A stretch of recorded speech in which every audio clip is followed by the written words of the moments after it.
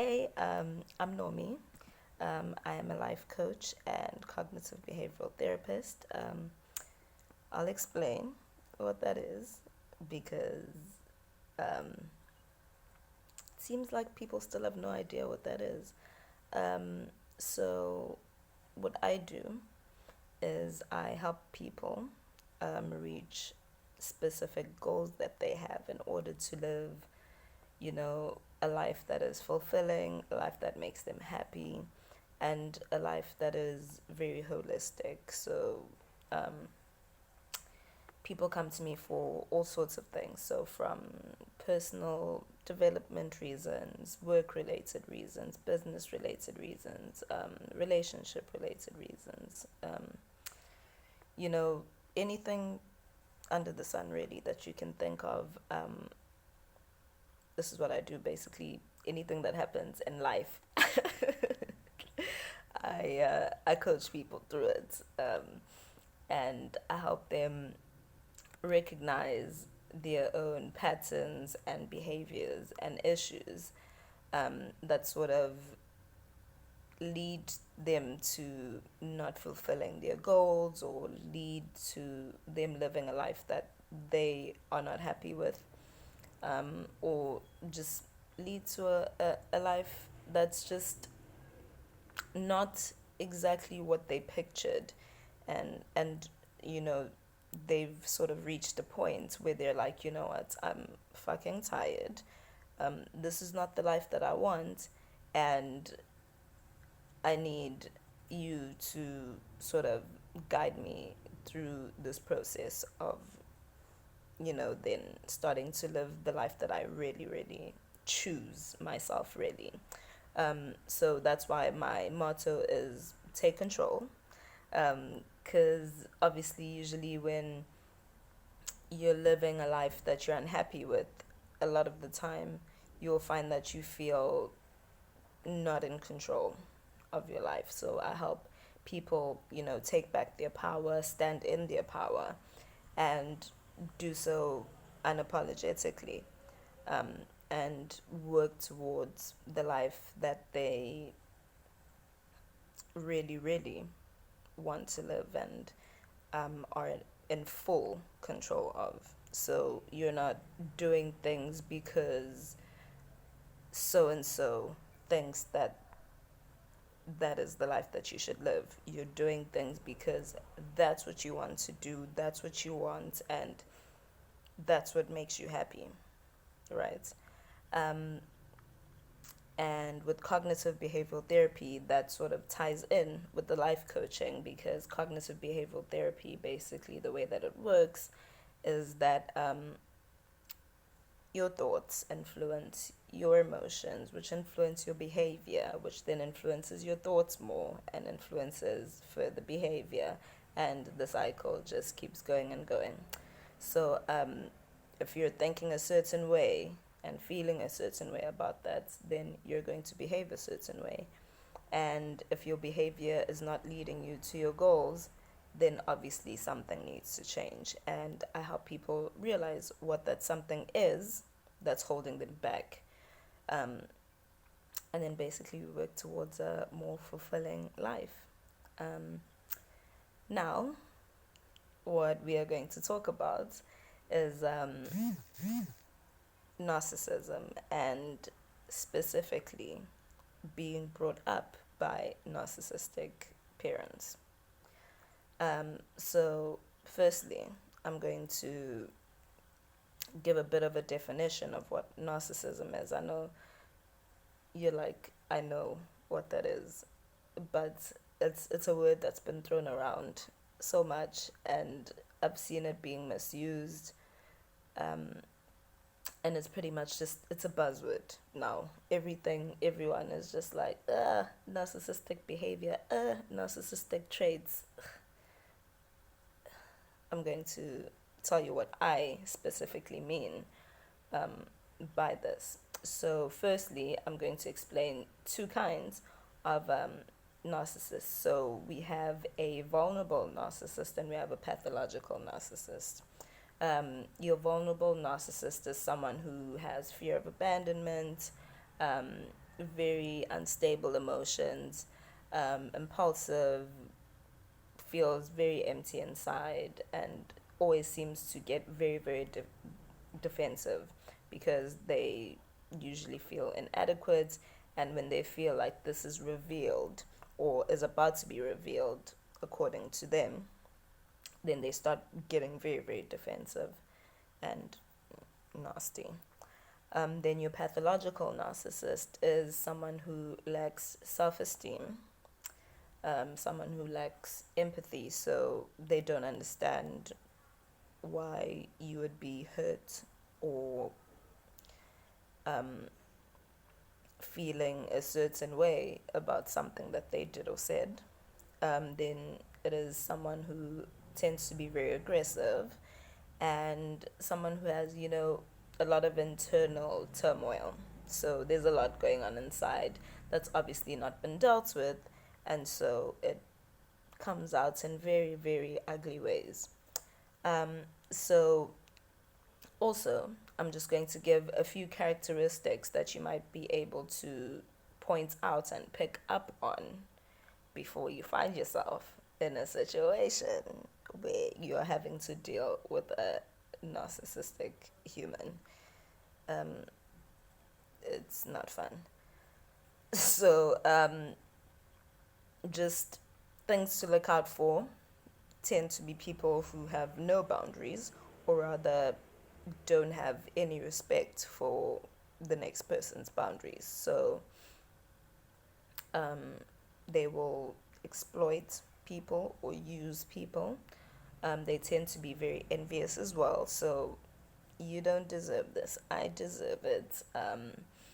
If I can't have it, you can't have it. That kind of vibe. They tend to be very arrogant. So, I'm all that. I am the best, even when they're not. And usually they're not. They tend to be very entitled. So they feel like I deserve certain things, not because they've earned them, but just simply because I think this is what I deserve. They tend to have magical thinking as well, and what that is someone who has this pattern of thinking that's like, this is what I think should happen, and this is how I see it playing out, and so surely this is exactly what's going to happen. Never mind the facts that are in front of me, never mind that there might be other people involved, but because this is what I see and what I want it to be, I expect it to then carry out that way. Okay. So then I'm going to now go into the whole parent situation now. So being brought up by parents who are narcissists and how this plays out basically. So things that you'll notice with narcissistic parents is that they'll require a child to give up their own wants and needs for their own, as in the parents' own wants and needs. So you can't like this. You can't want to do this profession. You have to do this one instead because I think it's best, because this is what I, as a parent, want for you. And obviously, it is dressed as, parental concern and, wanting the best for you as my baby, They tend to be very quick to anger, so even small things, they'll just be extremely harsh and go from like 0 to 100. They tend to be very possessive, so all your attention, everything needs to be directed at them, and whatever else they think it should be directed at, and not what you want. Okay. They also tend to be very controlling, and they will use emotional abuse and threats to do this. So they will deny you certain wants and needs, you know, that you obviously need as a developing human. They will deny you these things if you don't do what they want. And when you do, obviously, they reward you. And obviously, the threats, if you don't do this, you won't get this. They also tend to be very inflexible, so my way or the highway.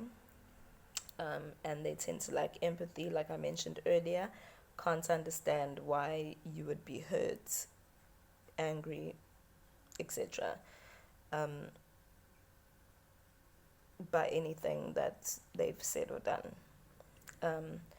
And basically, all of this is to live vicariously through the child. And they tend to be very threatened by the child's growth because obviously, if you grow, then I can't control you. You know what I mean? And I wasn't able to do A, B, and C. So now I'm going to, since you're an extension of me, not your own individual human, since you're an extension of me, then you must then pick up where I left off, or where I wish, I went. Take that direction. And then the punishments tend to be very harsh as well. So the way that they would punish a child is with a lot of blame. So you're angry. It's your fault. You made me do this. You're sad. It's your fault. You made me do this. This is you. You know, this happened because you let it happen. You made it happen. Your actions led to this. It's all your fault. It's not me, parents. No, it's you, child. Okay. They tend to criticize a lot. So anything that you do will just never be good enough. You can always do better. And obviously, if it's not in line with anything that they want you to do, then it's completely wrong. Obviously, how can you not know that's like this is dumb. Also, a lot of emotional blackmail. So, guilt trips and things. So I feed you, I do X, Y, and Z for you, and you can't simply listen to what I tell you to do, child? Huh? you know? And I mean, all these things, I don't think, that they set out to do these things. But I mean, that's still no excuse. And a lot of the time you find that